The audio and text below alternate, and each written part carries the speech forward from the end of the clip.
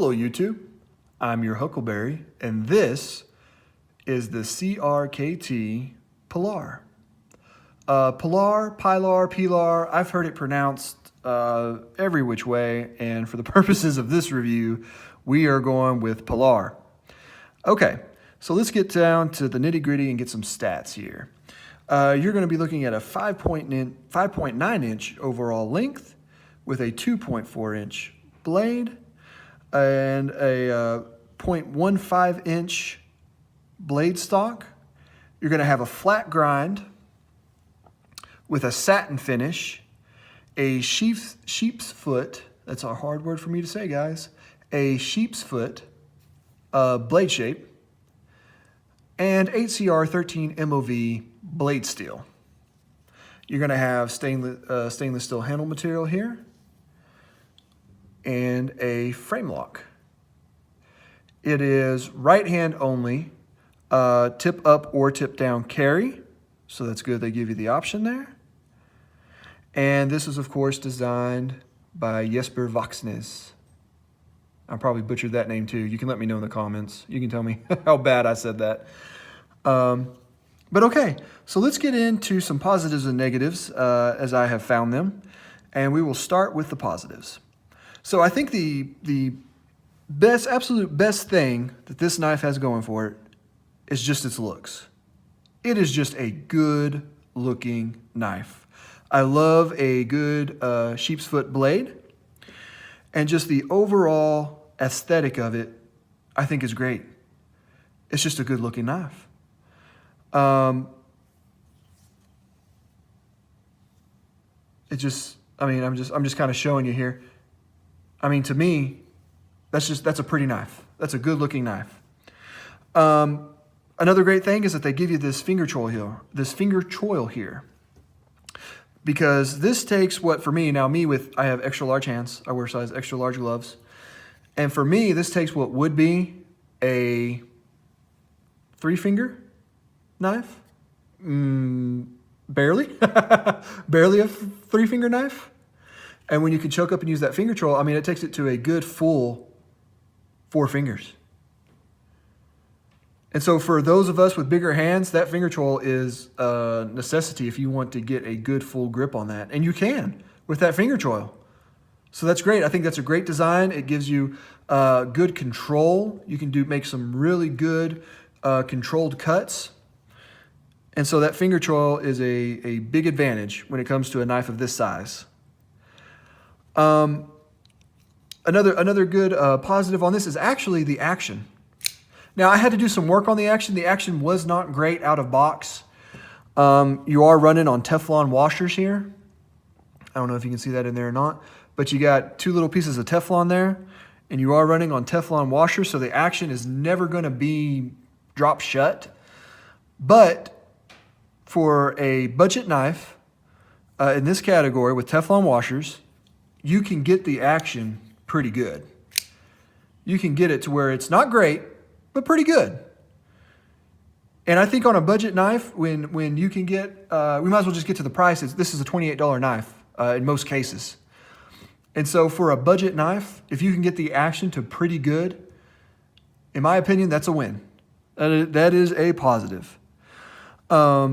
And so now, again, I did have to do some work, which kind of brings us to the next positive. This thing is easy to take apart and disassemble because I did that. And I cleaned it up, and I put some knife pivot lube in there and adjusted it a little bit. And now it works the way that I want it to work. And you do get some blade play, just a little bit of side to side.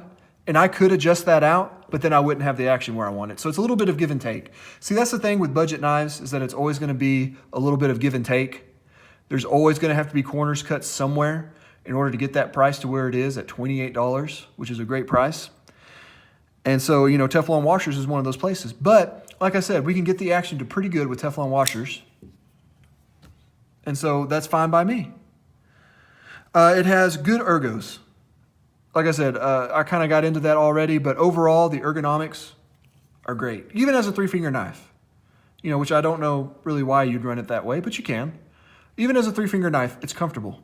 That clip doesn't have a hot spot in it at all. The edges all around here are nicely chamfered, nicely rounded, and so there are no sharp edges on the outside. We'll get to some sharp edges in a little bit, but there are no sharp edges as far around where you're holding it is. And so it feels good in hand. There are no real hot spots. And so now let's talk a little bit about some of the drawbacks. The biggest drawback with this, to me, is the weight. This is a heavy little sucker at 4.2 ounces. For a 2.4-inch blade, 4.2 ounces is heavy. It's a little chunk. It's a little chunky. But then again, so am I, and there's nothing wrong with being a little chunky. And so it is a little heavy. That's the biggest drawback for me. And it's not that big of a drawback. Like, it carries fine. It feels fine in the pocket, but I mean, you're going to feel that weight. I mean, that's stainless steel. This is 2 big chunks of stainless steel here. And like I said, it's got a little bit of a thicker blade stock on it. And so, I mean, it feels weighty. It's a little bit weighty in hand. And that's okay. It's not unbearable. It's not unmanageable. But just be aware, it's a little bit weighty. The thick blade stock, I kind of already mentioned that, but that's a little bit of a drawback. On a knife this size, I don't know why you need a thicker blade stock. You're not going to be batoning with this thing, ever. And so, I mean, the thicker blade stock isn't necessary. It still cuts fine. It cuts okay. They've got it, it's a flat grind, and they've got it ground pretty well to where it'll cut. You can kind of see where I have used this. As I've mentioned in my past videos, I work at a flooring store, and so sometimes I have to cut carpet samples. And cut up just, little pieces of carpet, and that's what you're seeing there, because the backing of carpet will take the, will beat anything up. You can see a little bit of the wear and tear on the stainless steel handles here. I mean, which is fine. It's a knife, it's a tool, it's supposed to be used, and if it gets a little wear, that's okay. Nothing wrong with that.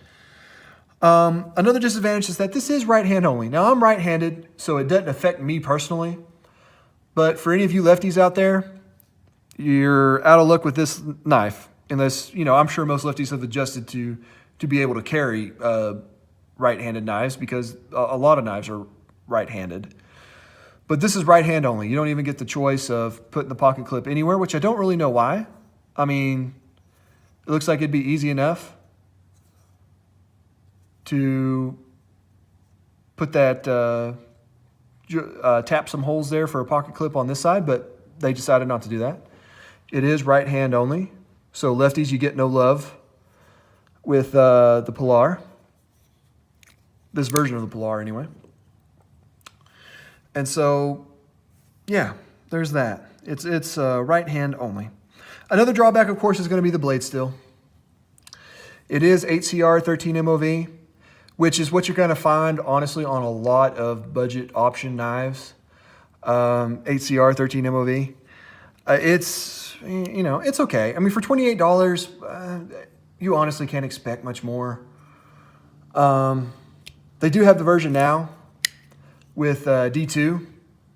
And of course, that's, $50 at Blade HQ, the D2 version. And of course, it's the XL, so you're getting a little bit, like 2 more tenths of an inch on a blade length.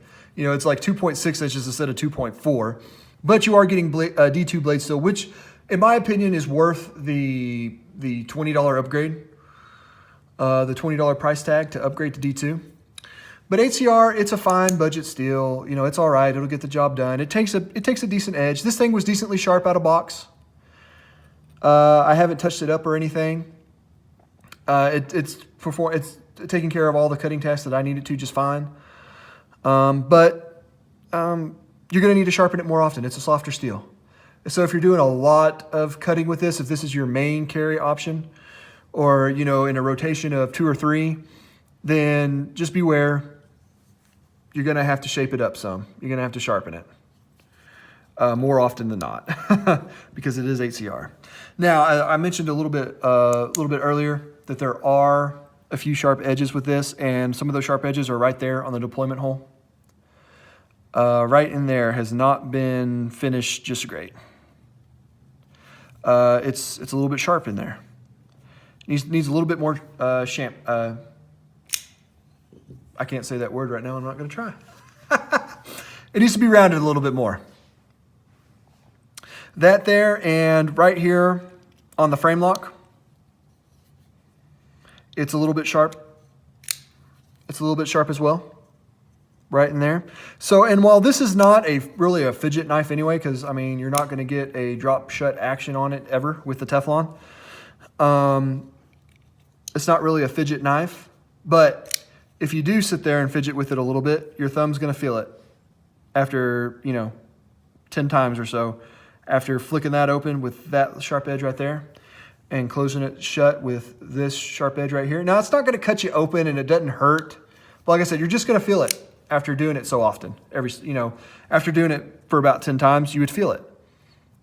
But you know what? That's about the fit and finish that you can expect on a $28 budget option. It just is. I mean, they rounded these edges off really nice. And honestly, if I had to choose, if I wanted this rounded and this rounded or this rounded, I would choose this all day long because then that provides no hot spots. And like I said, this is not a fidget knife anyway, so forget it. If that's the sacrifice, if that's the trade-off that I make, and again, with budget knives, it's always about trade-offs. You're going to be trading a few dollars in savings for a little less fit and finish, a little less in action, a little less in blade steel. It's trade-offs. And if that's the trade-off that I make with this knife, then I will make that trade every day. I will make that trade. I prefer this to be rounded off and not sharp than this in here. I can deal with that because I'm not going to be fidgeting with it much anyway. I'm going to pull it out. I'm going to take care of what I need to take care of and put it back, and then it's going back in the pocket. And so overall, this is a really, really good budget option. Is it perfect? No. But no budget option is ever going to be perfect. There's no such thing as a perfect knife, in my opinion. But no, it's not perfect. I wouldn't even call it great, but I'd call it good. I'd call it very good. It's very good for $28. It feels good. It looks good. It'll perform your cutting tasks admirably for the most part. You will have to sharpen it a little bit more often than not, but overall, it's good. If you can take the weight, the 4.2 ounces, and don't mind a little chunky knife, then this is good for you. This is a great option in the budget realm. All right. So that'll conclude this episode, this overview/review, whatever you want to call them. I'm not sure what to call them yet. We're just going to go with overview/review. And you can decide what it is. That'll be it for now. I will catch you on the next one.